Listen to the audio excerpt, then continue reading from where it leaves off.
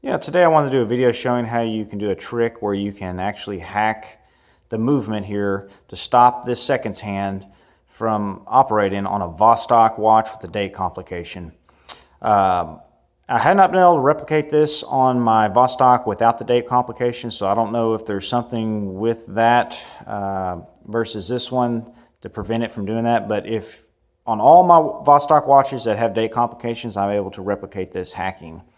So what you see here, this is a Vostok Komandirskie K35, which is a great watch, and I do have a review of this watch on my channel, which I'll provide a link down below if you're interested in watching that. But the thing, with most watches, modern watches, when you unscrew the crown and you pop out to the position where you can rotate time, or adjust the time, excuse me, your seconds hands should stop. Now that's called hacking. And again, most modern and high-end movements are able to do that. Some of the cheaper movements, like some of the entry-level Seikos and some other stuff like that, they don't actually have it. But the cool thing about these Vostoks is they don't have it in a traditional sense, but you can actually still hack it. So you see the seconds hands spinning around here, and I've got the crown pulled out.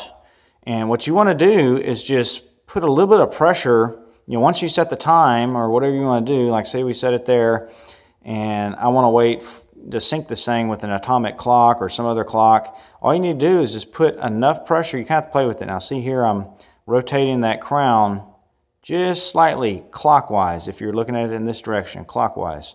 So you'll see that the seconds hand will stop when I just put just a little pressure. Now you have to kind of play with it. And once you get that seconds hand to stop, you can just hold it there. So for instance, if I was going to sync this with the atomic clock, and it's in 10 seconds, I would just wait, 10 seconds and watching the atomic clock, and then when it's ready, I can release it, and there it goes. So we'll do that once again here. We'll stop it at the 45-second mark here.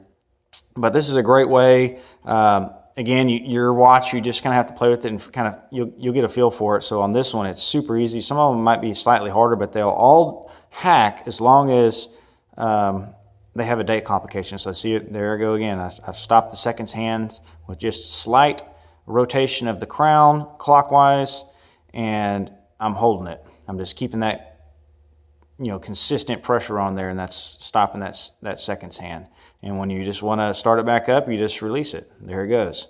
Now, if you don't do it correctly, like if you just kind of, sometimes the hand will skip around, so you kind of have to play with it. These things have, they're all kind of different, but I am able to replicate this on all the Vostok watches that I have that have date complications.